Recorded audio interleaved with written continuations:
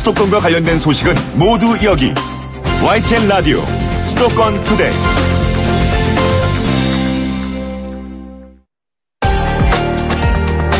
투데이 포커스. 노인 일구가 늘면서 고령 운전자가 일으키는 교통사고도 증가하고 있습니다. 지난주에는 고령 운전자가 비슷한 사고를 잇따라냈는데요. 2일에는 경남 창원에서 80세 운전자가 병원 현관문을 들이받았고요. 3일에는 경남 진주에서 72세 운전자가 역시 병원 입구로 돌진했습니다. 경찰에 따르면 둘 다 가속 페달을 브레이크로 착각해서 밟은 운전 미숙으로 발생한 사고였습니다. 경찰청이 올해 국정감사에 제출한 자료를 보니까요. 65세 이상 운전자가 낸 교통사고 건수가 지난 5년 전보다 52% 증가한 것으로 나타났습니다. 지난해 7, 80대 운전자에 의한 교통사고 사망자도 500명을 넘었습니다. 이 사람들아, 나이 먹었다고 운전 못하나? 어르신, 적정 연세가 되면 운전 졸업하셔야죠. 팽팽한 두 의견이 우리 사회의 숙제로 떠오르고 있습니다. 청취자 여러분은 어떻게 생각하십니까? 짧은 문자 50원, 긴 건 100원이 드는 샵 0945, 우물정 0945, 그리고 예스 앱으로 문자 보내주시기 바라겠습니다. 오늘 이 문제에 대해서 이호근 대덕대학교 자동차학과 교수 전화 연결해서 이야기 나눠보겠습니다. 이 교수님 안녕하세요. 예, 안녕하세요. 예, 최근 발생한 이 사고를 보니까요. 브레이크 페달을 밟으려다가 실수로 가속 페달을 밟은 것이 사고 원인으로 밝혀지지 않았습니까? 예. 길게는 수십 년 동안 운전을 하신 분들에게서 이렇게 운전 실수가 나타나는 이유에 대해서 교수님은 전문가로서 어떻게 분석하고 계십니까? 일단은 이건 매년 이제 주제가 돼서 나오는 문제이지만 결론은 고령 운전자의 인지 능력 저하가 이제 나이가 들면서 발생하는데 예. 대부분 조금 전에 말씀하신 것처럼 본인들은 아직도 본인의 그 어떤 인지 능력 저하에 대한 심각성을 잘 모르고 인정을 안 하시는 분들이 있거든요. 예. 실제 65세 이상의 정지 시력은 30대 약 80%에 불과하고 원근 조정 능력도 청소년의 10% 수준으로 떨어질 수밖에 없는데 그리고 한마디로 나이가 들면 인지 능력, 운동 능력이 감소하기 때문에 어떤 돌발 상황에 대처하는 능력이 떨어진다 이 얘기거든요. 예. 운전 중에 이제 제동 능력을 평가하는 실험에서도 65세 이상 고령 운전자들은 30에서 50대 운전자에 비해 제동 거리가 2배 이상 차이가 나는 큰 차이를 보이는 경우도 나왔어요. 그다음에 조금 전에 말씀하신 것처럼 고령 인구 증가도 사고 급증의 원인으로 보이기 때문에 70세 이상 인구가 2005년 대비 현재 50%까지 증가한 이런 부분도 여러 가지 원인 중에 하나로 손꼽히고 있습니다. 그렇군요. 실제로 노인 대상 그 운전사고, 노인이 운전을 하면서 발생하는 사고가 고령 70세 이상 인구 증가에 대해서 설명해 주셨습니다만 그만큼 사고도 늘었습니까? 65세 이상 고령 운전자의 교통사고 건수가 최근 5년간은 이제 50% 상승했고요. 예. 전체 사고에서 고령 운전자 사고가 차지하는 비율도 2013년에 약 8.2%였다가 14년에 9%, 15년에 9.9%, 그리고 17년에는 12.3%까지 꾸준히 늘고 있는데 문제는 해당 기간 동안의 교통사고 건수는 21만 건에서 23만 건으로 큰 변화가 없는데 그 고령 운전자의 비율은 지속적으로 1, 2%씩 늘고 있다. 이 부분이 좀 문제로 지적되고 있고요. 예. 그 중에서도 이제 제가 살고 있는 대전 지역의 노인 운전자 교통사고 증가율은 전국에서 가장 높은 것으로 조사됐는데 최근 3년간의 발생 건수는 약 50% 증가했기 때문에 같은 기간 전국 평균 증가율 16%에 대비 상당히 높다 이렇게 볼 수 있습니다. 그렇군요.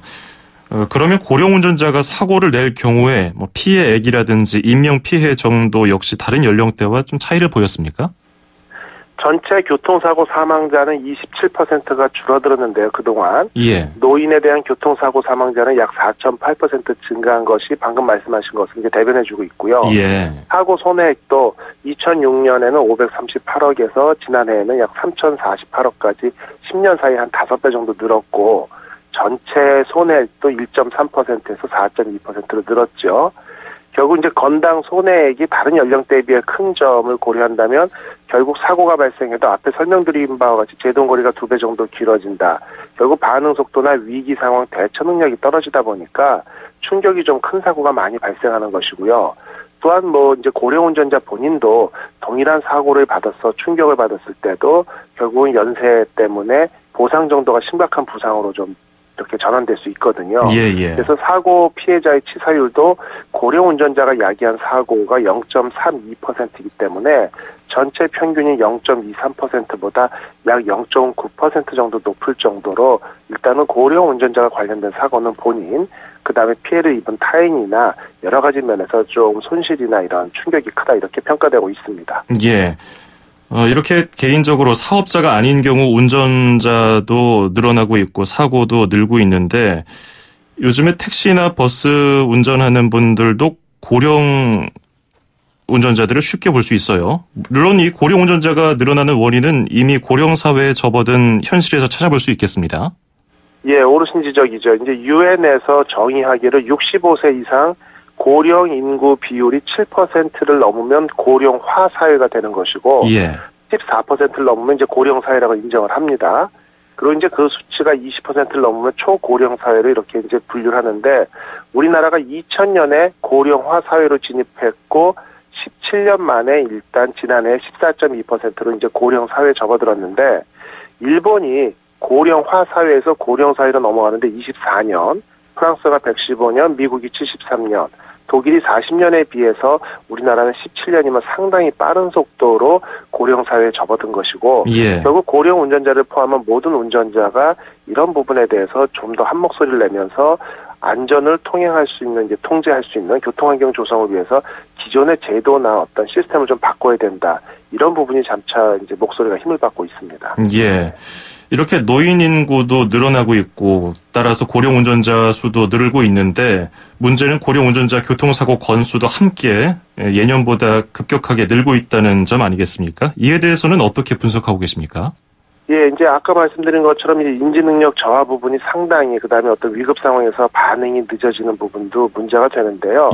뭐 교통 관련 인프라가 젊은 층을 중심으로 만들어졌기 때문에, 아니면 자동차의 각종 시스템도 젊은 사람 위주로 모든 게 설계되고 만들어졌다는 반증이죠. 그러다 보니까 고령 운전자가 늘어나니까 사고가 그 비율을 따라 늘어난다, 이렇게 평가되는 것이거든요. 또 지난해인가 지지난해에 나타났던 호남선하고 갈라지는 경부선에서의 고령 운전자 차량이 호남선으로 접어들다가 경부선으로 갑자기 차선을 변경하면서 뒤따르던 버스가 충돌을 피하기 위해서 전도되고 이렇게 뒤집어지면서 사고가 발생한 것도 결국은 그 고령 운전자가 도로 표지판을 명확히 보지 못해서 그 교차로 부근까지 와가지고 차선을 변경하면서 발생한 사건이거든요. 이런 것으로 본다면 각종 시스템들이 고령 운전자들이 적응하기에는 다소 좀 불편한 상황이 현재의 상황이다. 이렇게 통계나 여러 가지 사건 예로서 우리가 추측할 수 있습니다. 뭐 고령 운전자에 대한 적성 검사라든지 면허 반납을 유도하는 뭐 정책도 필요하겠지만은 현재 고령 운전자들이 좀 더 편한 상태에서 운전을 할 수 있도록 시스템을 개선하는 것도 필요하다는 지적이신데요. 그런데 이 고령 운전자를 정하는 기준도 통계에 따라서 명확하지 않은 것으로 보여요. 어떤 것은 65세 이상을 기준으로 삼기도 하고요. 어떤 통계를 보면 70세 이상을 고령 운전자로 분류하기도 하고, 이것을 명확하게 정할 필요가 있지 않겠습니까? 네, 정부는 이미 이제 지난해부터 65세 이상 버스 운전자는 이제 3년마다, 그리고 70세 이상은 매년 7가지 종류의 자격유지 검사를 받도록 했습니다. 이 얘기는 일단 65세 이상이면은 이제 고령 운전자로 분류는 하는 건데, 법적으로도 70세 이상은 좀 더 심각하기 때문에 그 어떤 건강 상태 같은 걸 매년 체크하는 상황인데요. 이 이유는 이제 연로하신 분들의 건강은 정말 하루가 다르게 변할 수 있는데 기간을 단축하는 것도 필요하고, 방금 말씀하신 것처럼 이 이제 65세 이상이냐 70세 이상이냐를 좀 다시 한번 정하자는 논란이 많은데 특히 이건 개인의 건강 관리나 이런 거에 따라서 정말 차이가 많거든요. 그렇기 때문에 일괄적으로 한다기보다는 좀 아쉬운 면은 우리나라가 전 세계적으로 가장 잘 구비되어 있는 게 의료보험 체계거든요. 근데 현재는 개인정보 보호 때문에 진료 내역이나 병원 통원 내역 같은 것을 타 기관에서 열람할 수 없도록 이게 규정이 되어 있는데, 이 부분을 저는 늘 말씀을 드리는 거죠. 어떤 회의에서도 그렇고 방송에서도 그런데 병원과 연계해서 어떤 특정 규모의 부상이나 병원 치료를 요하거나 특정 질병으로 졸음을 유발한다거나 반응이 늦어지는 이런 약을 드시는 분들에 대해서는 실제 면허 적성 검사를 그 기간에 맞춰서 다시 한번 보도록 하는 연계 시스템을 구축한다라고 하면 지금처럼 65세 이상, 70세 이상 이런 어떤 건강을 떠나가지고 이런 기준을 갖다가 숫자적으로 정하는 이런 부분에서도 좀 더 자유로울 수 있지 않을까 이런 의견을 제시하고 싶습니다. 예, 말씀하신 것처럼 정부가 이제 내년부터 75세 이상은 3년으로 단축시켰고요. 적성검사 기간을. 기존에는 65세 미만이 10년, 65세 이상이 5년이었는데 좀 줄어든 거죠. 그런데 고령 운전자의 경우는 이런 적성검사 시에 다르게 검사 항목이 추가되는 게 있습니까? 예, 이렇게 뭐 특별히 추가되는 검사 항목보다는 보통 이제 그 몇 가지의 적성검사만 기존에는 하고 버스나 이런 트럭, 이런 운전, 대중교통을 운전하는 경우에는 7가지 종류의 자격유지 검사를 하는데 예. 실제 이 적성검사만으로도 관리가 좀 됩니다. 왜냐하면 일본의 경우는 70세 이상 운전자를 대상으로 교육을 실시하고 3년마다 면허 갱신을 의무했는데요. 그 결과로 이제 몇 년간의 통계를 보면 고령 운전자 교통사고 사망자가 2010년에 1,560명이었는데 2014년에는 1,395명으로 10%, 정확히 말하면 10.6% 감소한 결과를 나타냈거든요. 예. 그렇기 때문에 어떻게 보면은 검사 항목을 그대로 두고 적성 검사만으로도 실제 문제가 되거나 우려가 되는 분들을 추려낼 수 있기 때문에 이런 부분에서 사고율이 줄어든 통계가 나오고 있습니다. 예. 그리고 승객 수십 명을 태워야 하는 버스 운전기사는 65세 이상이면 자격 유지 검사를 의무적으로 받지 않습니까? 그런데 예. 버스 기사들이 검사를 받으면 탈락하는 경우가 있습니까? 예, 있는데 아주 비율은 낮고요. 예. 자격유지 검사는 90분 동안에 24개 항목의 검사를 하고요. 1에서 5등급을 매기는데 그중에 2개 항목 이상의 5등급을 받으면 이제 탈락되거든요. 예. 그 항목이라는 게 시야 범위를 측정하고 시각 운동, 신호등 검사, 뭐 주의력 검사 이런 여러 가지 등인데 보통 한 번 탈락하게 되면 2주 뒤에 재검사를 받고 그 기간에는 운전할 수 없도록 하는데 탈락률이 약 1.5에서 2% 수준으로 매우 낮다 이렇게 보고 있습니다. 그렇군요. 예. 물론 사고 유발 건수가 나이와 비례하는 건 아니고요. 모든 고령 운전자를 잠재적인 사고 유발자로 보는 시각은 경계해야 합니다. 이걸 세대 간 대결 구도로 가져가면 안 되고요.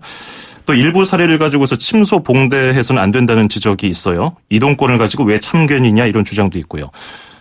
문자가 몇 가지 왔어요. 3359번님은 자꾸 노인 하는데 젊은 사람들이 더욱 난폭 운전을 하는 것 같습니다. 그리고 1900번 끝자리 쓰시는 분도 나이가 들면 신체 기능이 떨어지는 건 맞겠지만 어느 특정 사고를 부각시켜서 노인 운전사고라고 단순하게 단정하면 안 된다고 본다. 젊은 운전자들의 큰 사고가 더 많다고 본다. 이런 의견 주셨어요. 역시 이거는 뭐 맞는 말씀이에요. 이런 이 고령 운전자에 대해서 너무 좀 사고 유발을 한다. 우려하는 시선에 대해서 반발하는 이런 입장에 대해서는 어떻게 생각하시는지요? 저는 그 부분에 대해서도 이제 동의하는 얘기입니다. 뭐냐면 이제 어차피 우리가 고령 사회, 그다음 초고령화 사회로 접어들 수밖에 없고 누구나 세월이 흐르면 고령자가 될 수밖에 없거든요. 예. 결국은 고령 운전자들이 운전하기에 적합하도록 교통 시스템을 만드는 것도 당연한 거고요. 일본의 경우로 예를 들면 실버 마크를 붙인 게 이제 고령 운전자 차량이거든요. 예. 그런 차량 전방으로 무리하게 끼어들거나 위협 운전을 하면 기본 점수 1점을 감점하는 건 당연하고 벌금이 50만 엔입니다. 최고가. 예. 그리고 500만 원이거든요. 우리나라로 보면은.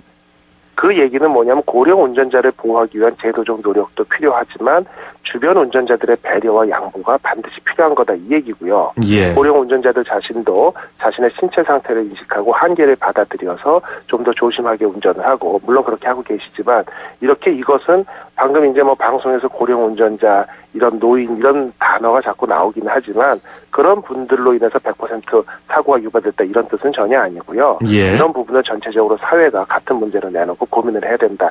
이렇게 받아들이시면 될 것 같습니다. 예. 일본에서는 방금 말씀하신 것처럼 그런 강력한 벌금 제도도 있고요. 1998년부터 고령 운전자 운전면허 반납 제도를 시행하고 있다고 하는데 우리나라에서도 이게 시행되고 있는 제도라면서요? 예, 우리나라도 이제 자진 반납 70세 이상 고령 운전자 수가 5년간 6,500명까지 이제 누적되고 있고, 일본 같은 경우는 부산 같은 경우는 이제 고령 운전자 면허 반납 인센티브 성과제를 도입하면서 한 해에만 3,600명 선으로 매우 많은 성과를 냈는데 예. 결국 운전면허를 반납해서 뭐 교통 흐름을 원활하게 하고 본인이 처할 수 있는 사고 위험에서 벗어나게 해준다라고 했을 때 많은 혜택을 드려야 되거든요. 외국의 경우는 무료 마을버스 이용권이나 고속버스 50% 할인권 등을 제공하고 면허 반납을 좀 많이 장려하는데 최근에 우리나라 같은 경우 산간 오지에 계신 분들 한두 명 때문에 마을버스를 운영하게 되면 비용이 너무 많이 들기 때문에 100원에 이용할 수 있는 100원 택시 이런 제도가 있지 않습니까? 결국 마찬가지로 외국 같은 경우는 면허 반납에 대해서 어르신들의 이동권을 보장한 이런 부분에 대해서 집중적으로 연구를 하고 있다고 말씀드립니다. 예. 앞서 교수님이 그 고령 운전자들을 위해서 번호 표지판 크기를 늘리다거나 혹은 도로 조명을 밝게 개선을 해서 좀 더 고령자들이 운전을 편하게 할 수 있고 좀 쉽게 할 수 있도록 도와주는 정책이 필요하다고 지적을 해주셨는데, 근데 앞으로 자율주행차 같은 기술이 발전하면요, 고령 운전자들이 오히려 더 편하고 안전하게 운전할 수 있는 환경이 마련되지 않을까 하는 생각이 들기도 하는데, 이 부분에 대해서는 좀 미래지향적인 질문입니다만 어떻게 생각하시는지요?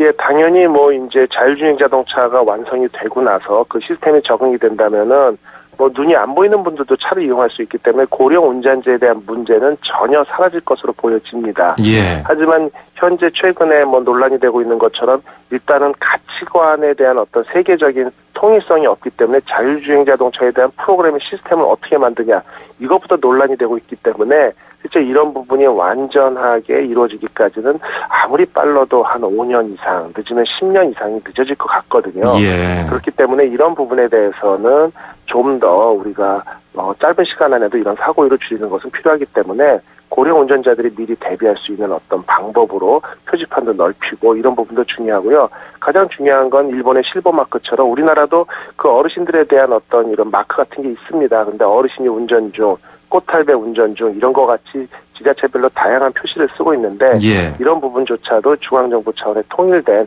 방안도 좀 마련했으니까 이런 게 의견입니다. 예. 법적인 제도는 좀 잘 뒷받침되고 있습니까? 우리가 인식을 바꾸는 것과 동시에 그런 제도들도 함께 좀 개선이 돼야 우리가 이런 문화를 바꿀 수 있지 않겠습니까? 예, 맞습니다. 근데 조금 전에 말씀드린 것처럼 일본 같은 경우는 우리가 이제 도덕적으로 노인들에 대해서 좀 양보하는 운전을 하자 이걸 떠나가지고 예. 벌금 제도를 아예 만들어놨거든요.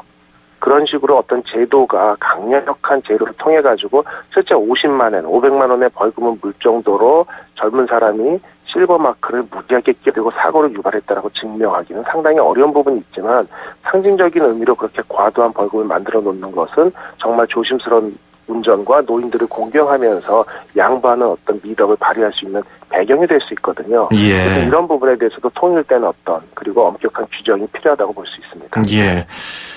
우리 사회가 이제 그 고령 사회에 이미 진입을 했고요. 초고령 사회에 대비해서 누구든 본인은 언젠가 또 나이가 들어서 저 어르신의 나이가 된다는 것을 인식하고 문화적인 것부터는 바꿔나가야 된다고 생각을 하는데, 이 정책적인 면에서는 지금 당장 개선해야 되는 것 무엇이 급선무라고 보시는지요? 가장 급선무는 연령대가 늘어나면서 사고율이 지속적으로 비례해서 늘어나는 것이 가장 중요하고 이게 포인트거든요. 예. 그래서 조금 전에 이제 해외 사례들 얘기한 것처럼 그 고령 운전자들의 운전면허 검사, 적성검사 기간을 단축을 하면서 보통 사고율이 10% 이상 줄어들었다는 제도를 좀 우리가 카피할 필요가 있고요. 또 한 가지는 가장 중요한 것은 대부분의 그 고령 운전자가 포함된 사고 중에서 운전자로 유발된 사고 같은 경우는 실제 그 도로 표지판의 인식 정도가 떨어지는 부분이 가장 늘 얘기로 나오거든요. 예. 그래서 가독성을 좀 키우고 도로 조명에 대해서도 좀 밝게 개선을 하고 표지판도 지금보다 훨씬 멀리에서부터 더 많이 설치를 하면서 미리 대비할 수 있도록 하고 예. 이런 부분이 실제 교통이 많이 혼잡한 도심 지역이나 이런 데서는 최근에 바닥에서부터 그 차선의 색깔을 달리하면서 초록색은 어느 지역으로, 우회전은 주황색 지역으로 이렇게 미리 몇백 미터 전부터 차선을 유지할 수 있도록 할 수 있거든요. 이런 시스템을 좀 더 전반적으로 확장을 해서 고령 운전자들이 좀 더 편하게 미리 판단할 수 있는 시스템 개선이 가장 시급하다고 볼 수 있습니다. 예, 알겠습니다. 오늘 도움 말씀 잘 들었습니다. 고맙습니다. 감사합니다. 네, 지금까지 이호근 대덕대학교 자동차학과 교수였습니다.